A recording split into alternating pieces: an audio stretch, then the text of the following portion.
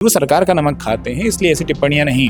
इस्तीफे के आधार पर भी आप सवाल उठा रहे हैं। अब तक जो नौकरी की वो एक दिव्यांग कोटे की तो आप कह रहे हैं कि इस्तीफा स्वीकार ना हो उसकी वजह। इस्तीफा स्वीकार हो जाएगा, वो लाइन से हट जाएंगे। अगर इस्तीफा स्वीकार हो जाएगा तो प्रशांत सिंह को जो चाहिए था वो मिल जाएगा। ये इस्तीफा ही स्वीकार नहीं होना चाहिए। आप भाई का साथ देने के बजाय भाई के खिलाफ क्यों? सीएमओ मऊ को धोखा देते हुए 31 वर्ष की आयु में इन्होंने प्रमाण पत्र बनवा लिया। प्रशांत का जो चयन हुआ है वो दिव्यांग कोटे में हुआ है, वो दिव्यांग नहीं है। मेडिकल एग्जामिनेशन होना चाहिए, वो मेडिकल बोर्ड के सामने हाजिर नहीं हुए। सीएमओ मऊ के उस लेटर पे वाणिज्य कर आयुक्त ने कोई कार्रवाई नहीं की। क्या दोनों भाइयों में बातचीत नहीं थी जो ये जानकारी सिलेक्शन की भी आपको गांव वालों से होती? एज ए भाई बस उतना ही था कि जितना भाई भाई में होता है। अगर हमारे भाई में कोई विवाद होता, कंप्रोमाइज के थ्रू बंटवारा नहीं होता। अभी बताइए, तो ये लड़ाई फिर आप लड़ किस बात की रहे? उसको जो कोटा दिया गया है 4% का, बड़े मुश्किल से तो 4% का कोटा है। जनरल कोटे से आते हैं, बहन मेरी जनरल कोटे से आती है, ये लोग मेरिट पे हमें सिलेक्शन ले, नौकरी करें, इससे अच्छी नौकरी करें, मुझे कोई आपत्ति नहीं है कि भाई वो विकलांग नहीं है। और जो विकलांगता उन्होंने दिखाई है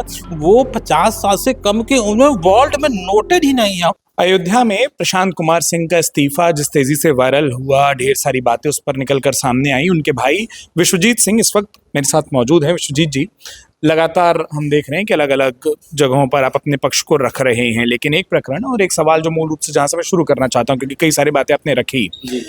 अमूमन ये होता है कि परिवार एक दिखाई देता है या भाई के किसी फैसले में भाई ही साथ दिखाई देता है।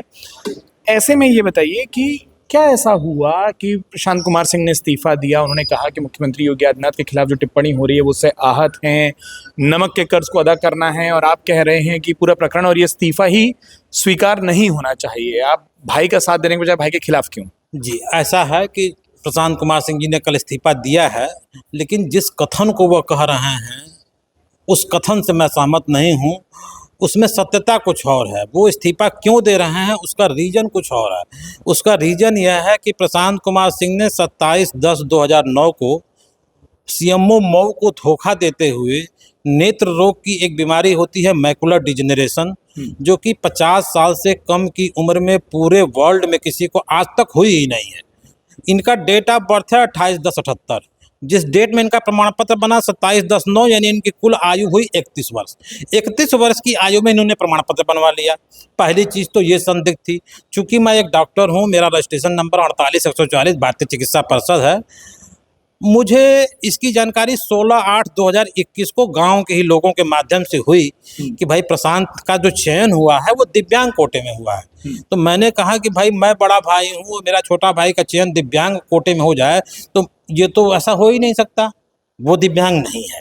तो मैंने अब तुरंत 16/8/21 को ही सीएमओ मऊ को अप्रोच किया।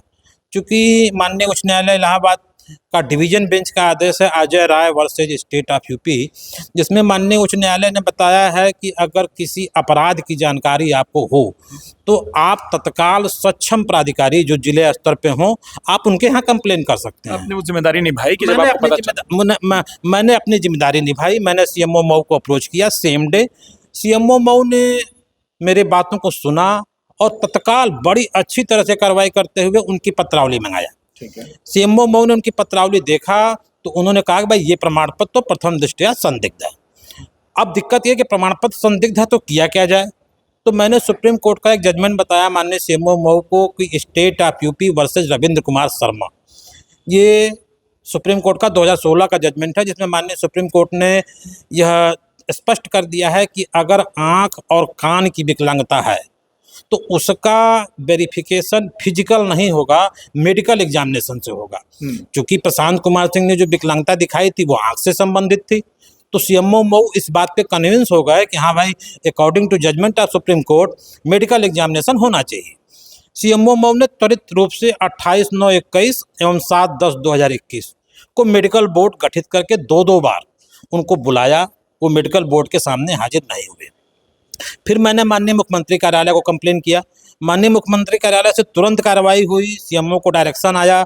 सीएमओ ने 30/11/22 को प्रशांत कुमार सिंह के स्टेट हेड आयुक्त वाणिज्य कर उत्तर प्रदेश को पत्र लिखा कि ऐसी ऐसी बात है, मैंने उनको दो बार बुलाया है, वो मेडिकल के लिए हाजिर नहीं हो रहे हैं, आप उनको मेडिकल बोर्ड के सामने भेजिए। लेकिन सीएमओ मऊ के उस लेटर पे वाणिज्य कर आयुक्त ने कोई कार्रवाई नहीं की। फिर मैंने सीएमओ मऊ को 20/8/24 को अप्रोच किया, तो सीएमओ मऊ ने कहा कि भाई मैं क्या कर सकता हूं, अब इसमें कार्रवाई डीजी हेल्थ को करनी है।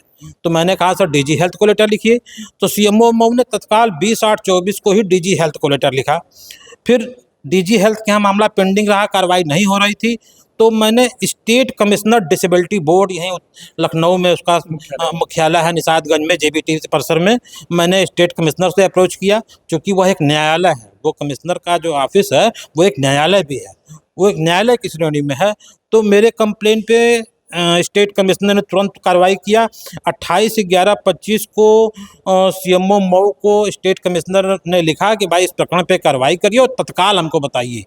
अब चूंकि जब मामला स्टेट कमिश्नर न्यायालय के स्तर का था, सीएमओ मऊ ने अर्जेंटली 19/12/25 को फिर से लेटर लिखा और उसमें अर्जेंट लिखा है डीजी हेल्थ को कि इस प्रकरण पे हम क्या कार्रवाई करें, आप हमें दिशा निर्देश दीजिए।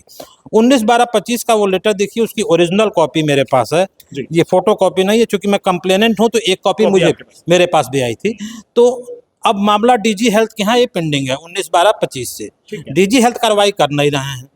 मैं माननीय मुख्यमंत्री से और आप मीडिया जन से भी कहूँगा कि भाई इस लेटर के अकॉर्डिंग आप लोग भी अप्रोच करिए कि आखिर इस प्रकरण में कार्रवाई करने में, निर्देश देने में उन्हें क्या परेशानी है, जब सीएमओ बार बार कह रहे हैं। ठीक, मैं 2 सवाल पूछना चाहता हूँ आपके सवाल से, आपके पूरे जवाब से जो 2 बातें हैं।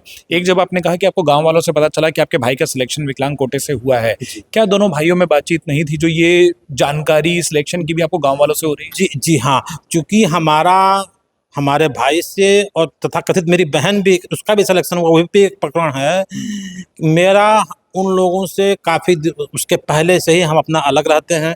हम पेशे से BAMS डॉक्टर हैं, भारतीय उच्च चिकित्सा परिषद से रजिस्टर्ड हैं, मेरा रजिस्ट्रेशन नंबर 48/140 है।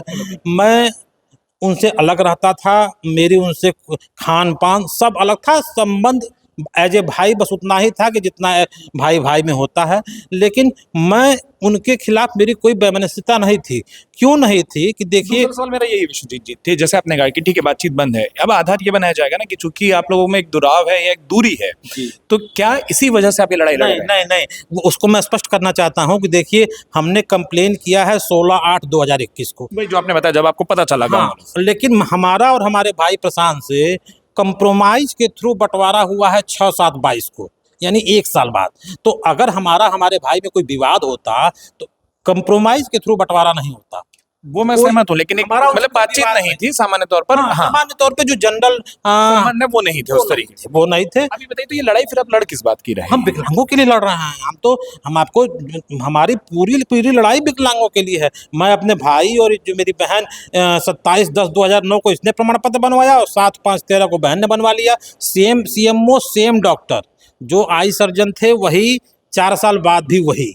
क्या विश्वजीत जी एक एक्टिविस्ट हैं जो इस तरीके से, जो फर्जी तरीके से उत्तर प्रदेश में या कहीं भी विकलांग कोटे से लोग काबिज हो गए हैं, उनके खिलाफ लड़ रहे हैं, या एक प्रकरण आप जानते हैं इसलिए आप? हम ये प्रकरण जानते थे और विकलांगों से हम मर्माहत हैं। एक विकलांग कितना मजबूर होता है उसको आप भी समझते होंगे।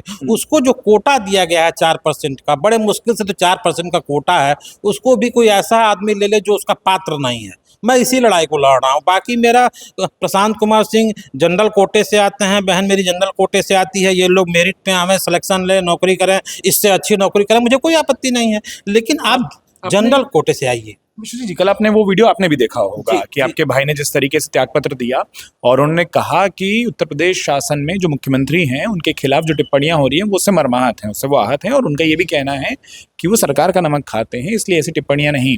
इस्तीफे के आधार पर भी आप सवाल उठा रहे हैं? नहीं, हम उनके इस्तीफे, वो जो आधार बता रहे हैं वो अलग चीज़, हमको हमारा उससे कोई लेना देना नहीं है।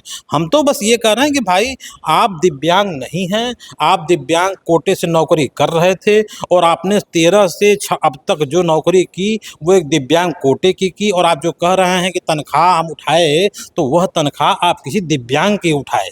जो आप क्या चाहते हैं इस प्रकरण में आगे? एक तो जांच आप चाहते हैं, जांच तो आप ये कह रहे हैं कि इस्तीफा मतलब जांचने से आपने कहा डीजी हेल्थ उस पर जो कार्रवाई है, एक वहाँ डीजी हेल्थ के स्तर पर जो पेंडिंग है वो पेंडेंसी दूर हो।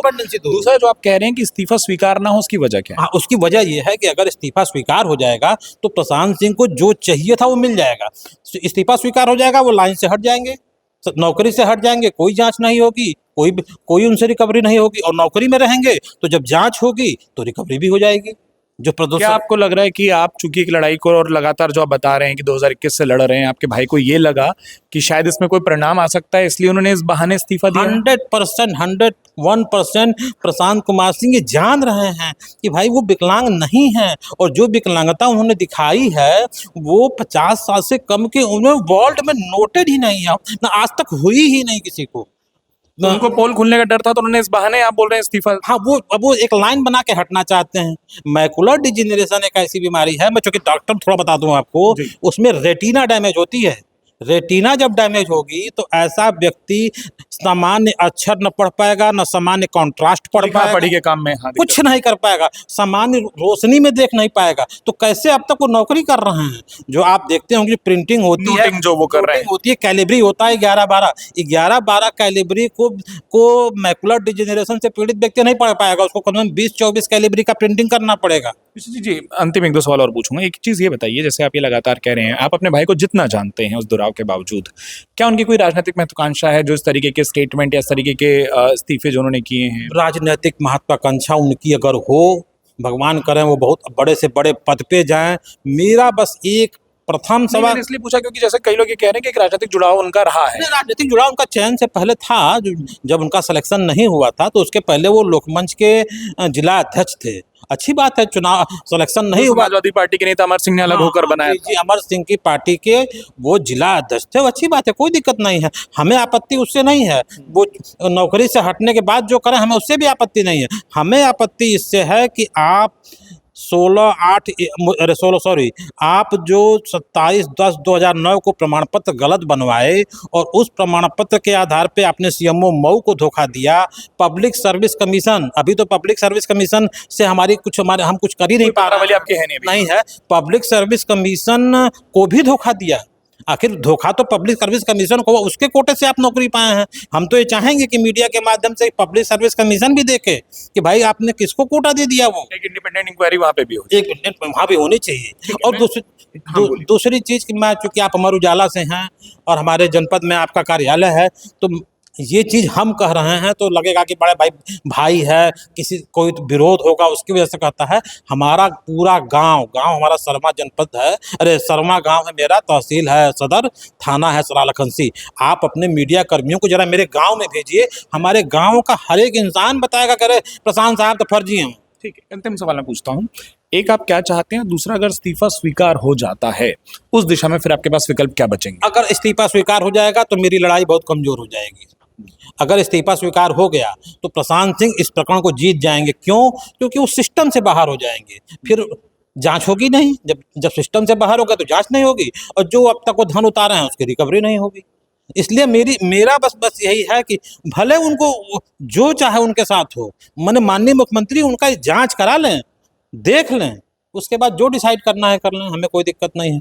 दिव्यांगों का हक दिव्यांगों को मिलना चाहिए। मेरा बस, अगर उनके फेवर में परिणाम आता है तो फिर आप इस बात के लिए भी तैयार हैं कि अगर मान लीजिए एक जांच हो जाए और उनके फेवर में परिणाम आता है, वो दिव्यांगता साबित होती है, सही साबित होती है, उनका सिलेक्शन सही साबित होता है, तो फिर मैं तो ये चैलेंज दे रहा हूं कि अगर प्रशांत सिंह की दिव्यांगता सही साबित हो जाए तो देखिए आईपीसी में एक सेक्शन है कि जो गलत कंप्लेन करता है उसके खिलाफ भी विधिक कार्रवाई होनी चाहिए। तो मैं तो रेडी हूं कि अगर मेरे कंप्लेन के अकॉर्डिंग अगर प्रशांत सिंह की दिव्यांगता सही पाई जाए तो आप मेरे पे विधिक कार्रवाई करिए। मैं 101%, मैं डॉक्टर हूं, मैं जान रहा हूं कि ऐसा हो ही नहीं सकता साहब। मैकुलर डिजेनरेशन में खाली एक चीज़ नहीं होती, मैकुलर डिजेनरेशन को डायग्नोज करने के लिए जो अपैरेटस चाहिए, ओसीटी बोलते हैं, ऑप्टिकल कोहेरेंस टोमोग्राफी, वो हमारे मऊ जिला स्तर पे नहीं है ना आजमगढ़ में है, वो मेट्रो शहरों में है। बिना ओसीटी के तो आप मैकुलर डिजेनरेशन को देख ही नहीं सकते।